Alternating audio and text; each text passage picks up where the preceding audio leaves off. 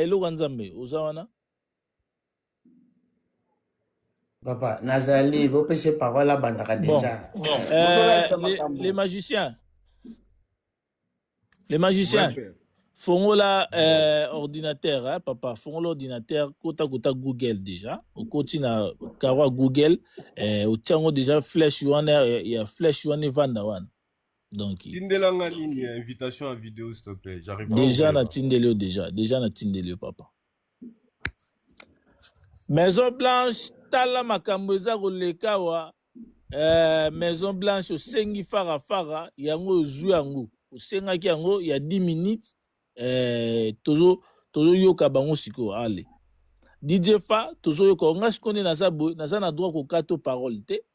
Au moins, car il y a goye sa magicien, abanda ko vérifier bien. Totanga ramarambutu. Papa, 10 minutes, désolé, katika bandara to beta na rambara moko, papa. Bon, loba ba, papa, DJ Fa, loba ko bangate. DJ Fa, loba tozo yoka, bozo so la bino mi balé. Donc, tokei. D'accord, déjà parce que il s'alara bien.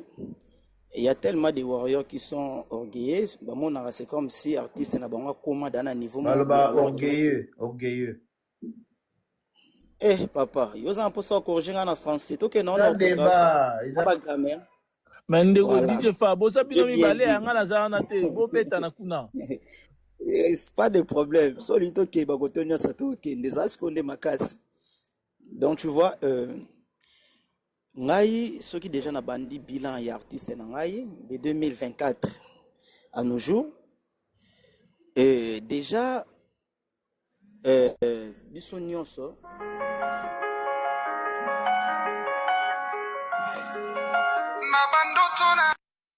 Bazo pèse matière. Bon ben bien. Bon ben pèse matière. Ouais, le man papa déjà 2000 combien banda il y a 2000 combien banda ndolo bagi. Na 2024 tant artiste nangai abimaki prison je crois bien na ezaki na 2023 na 2024 réalisation ya munene ya liboso et ça concerne biso otobeta na stade de Martyr et oui très bien na concert wana tozala na ni sponsor il y a munene ni partenaire ni mais concert on est à la réussite normale et pour te dire que banda ba concert banda obeta na stade des martyrs ti lelo et concert na biso en termes de musique nani là déjà le papa le couteau et betami atotika fait rigoler l'abîmement prison en 2024. J'ai bien dit en 2023. Vous avez très bien. Très bien. Yoka. Obano a déjà, ça l'a posé. T'as la date bien. 2022. Première coup KO. Tous les cas. Il est artiste d'ailleurs. Nazolo bila marambu ya ba 2022 te tozolo ya makaba réalisation ya 2024 Gola abima prison na 2024 na 2023 parce que tozolo bila 2022 te tozolo bila 2023 année eko échapper mais tozana eko échapper mais ça n'a pas d'importance mon cher ils en a 2024 2022 ça est égal à 2024 tozolo bila 2024 à nos jours 2024 à nos jours. Pourquoi le big fait la prison? Non, one est à l'Ingaï. Mon cher, réalisation à Liboso et ça stade de martyr concerne Abissoana. Na yebite ceux qui lelo oyo na bato bayokaka ba musique qui na ba concert net ya ba populaire ya munene bongo artiste moko abeti musique ayembi normal spectacle makamuto qui correct.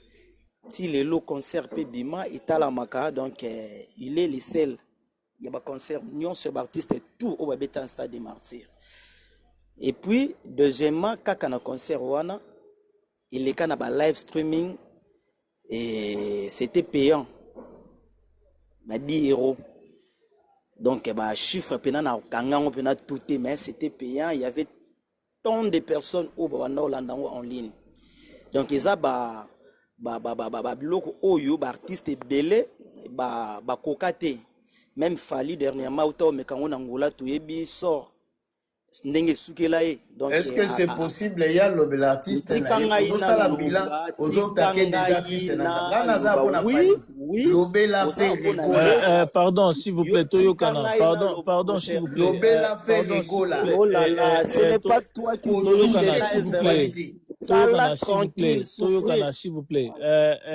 Loganzame, s'il vous plaît. DJ Fa.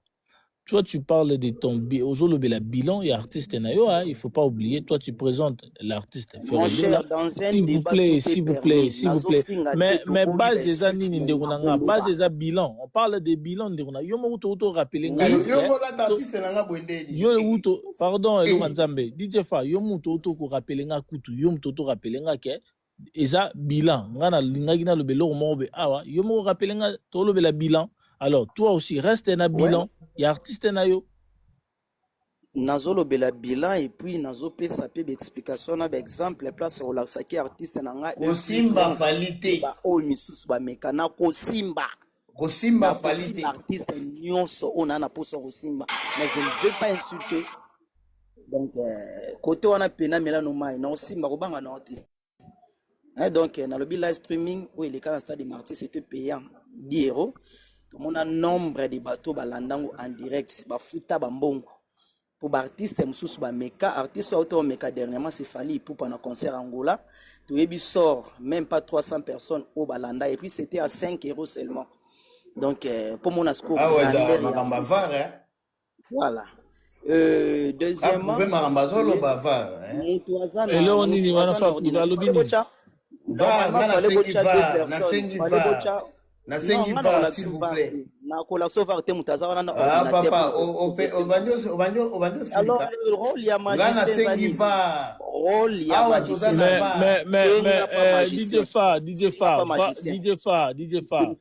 s'il vous plaît ndeko nenga sengi va il faut yo tano stop il faut toyeba soki va rani parce que yo pe ya koloba soko moni eloko moko boye omoni on eza flou papa wana droit ya koloba kete ta pose dans une place wana na moni en clarté to ke nego vérifier soki ndeko akosi to lobi ya solo awuti koloba awa ke azo maîtriser ba chiffre te nga ba débat ya batu o ba maîtriser ba chiffre te na banga rango parce que eza déjà biaisé.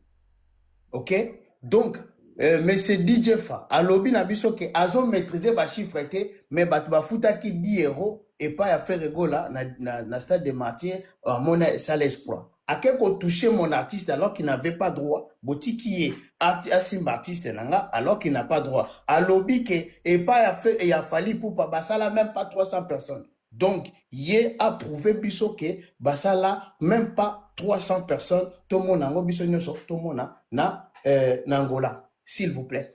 Ok, merci beaucoup Lorenza. Mais DJ Fa, côté à point 300 personnes, si tu as une site Oyo Yebi, où ils ont démontré que l'artiste fallait ça 300 personnes na Angola, allez, ndeko ça wana akukoma makombo yo koloba na munoko na français, yango ya kokoma kuna. Et après avant beta na recherche, il faut biso tout confirmer total yango que c'est sûr mambo yo lobi yango ya komi.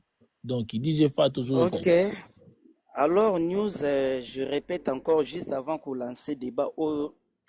Je t'avais bien dit que pour le moment, on a déjà liboso et platine, donc on banda cop kalaté. Je n'ai pas les deux téléphones. Le téléphone, il y a un ordinateur, les alliés. L'ordinateur, il y a un ça. Il y a un magicien, ça place où on a Abetanini. Il y a un concert, il y a Angola. Abetanini. Pardon, Luganza. Pardon, s'il vous plaît. DJ Fa. DJ Fa, s'il vous plaît. S'il vous plaît. Et ça, titre Nin au magicien ko betana.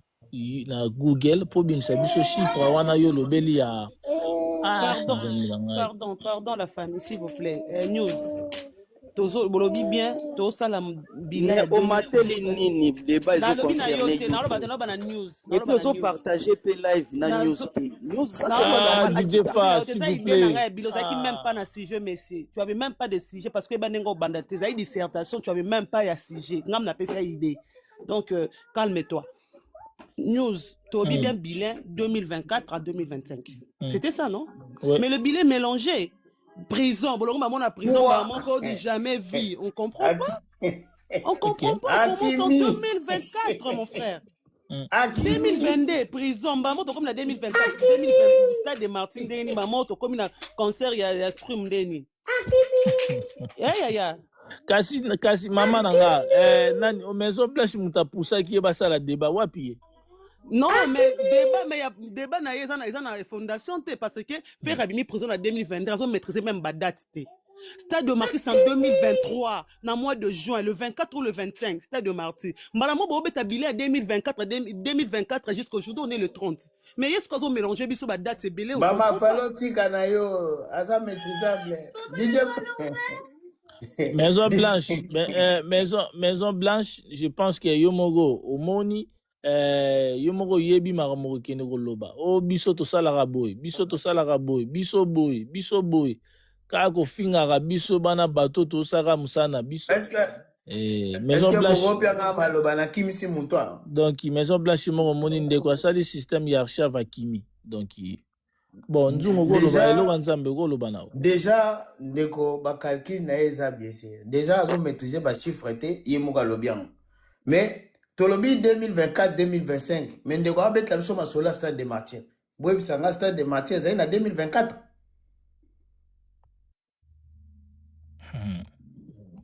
Est-ce que le stade de Martyr a fait rigola Ezaki na 2024? Non. Le magicien kanga na ordinateur hein, donc kanga ordinateur. Kanga na yo Hakimi akokate. Kanga ordinateur. Tala zo senga na se poma tanga wala pema. Yo mondo kiti. Kanga papa kanga s'il vous plaît kanga na kanga. Kanga biso vidéo hein. Yo wana zana se azolela. Parce que moi je sais que bilan, quand on parle de bilan, moi je sais que bilan, ce qui est banda, peut-être 2024, il faut na banda directement na ba réalisation artiste na sali, ba production na ye, ma tout, ba réalisation na tout, ba trophée, faut na banda. Mais alors c'est un bon match. Donc ba date azo PCZ tengama ma muto zo lo ba bon. Habité bon parce que ngana na moyena cha yesus na yo eza susu te nzo eloko nzambe moyena cha susu na zake donc moyena cha bino za susu te akende koyekola susu l'artiste eza bien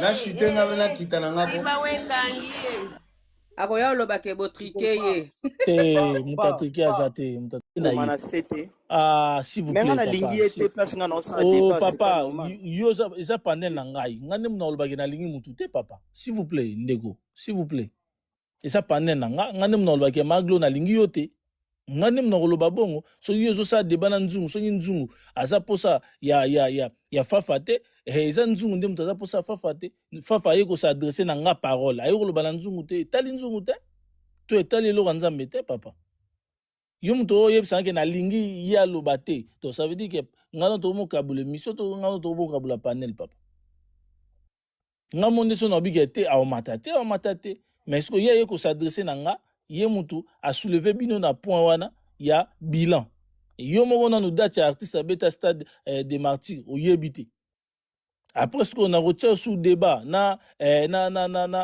comment dirais-je na elo nzambe papa jamais là c'est fini hein papa moi je suis nature sous elo mo débat mon elo nzambe zate donc elo nzambe moi je te dis ozalaki na posa ya mambo mususu papa omoni bino omoni oche mutu non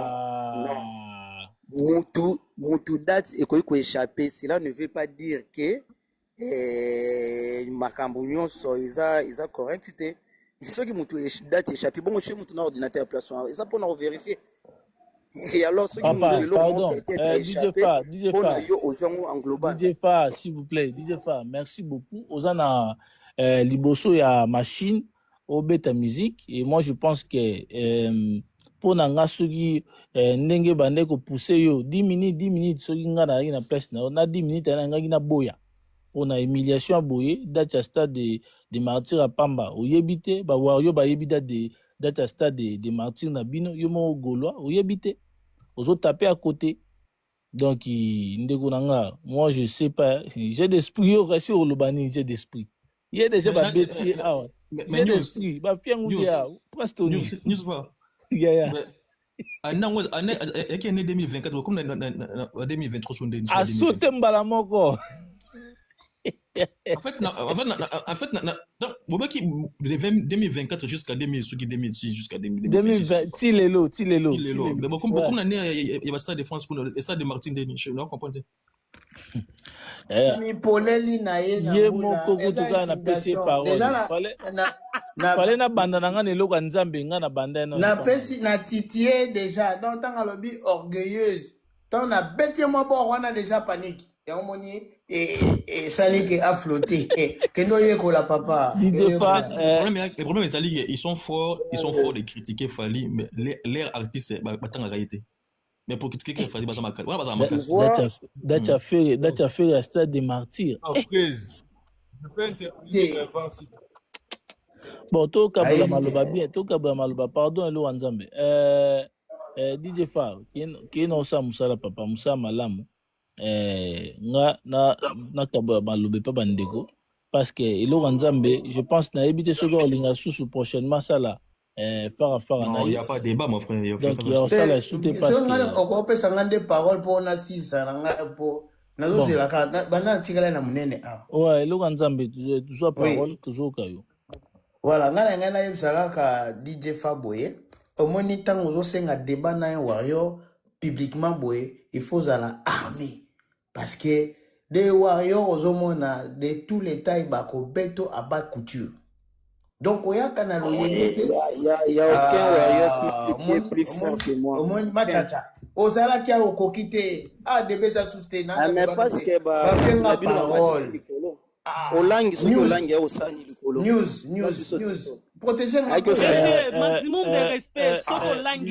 S'il vous plaît, maximum de respect. Si tu es mal impoli, tu pas tout le monde. Monsieur, apprendre à respecter des gens. Ceux qui ont l'anga na moninga note, monsieur. Na yeke pe na teko maloba na monokote na tanga kombo na ote. Oh, ça c'est quoi ça? Banga yo, yo nenan. Maglo, c'est bon. Maglo, c'est bon. Maglo, c'est bon en fait. DJ Far,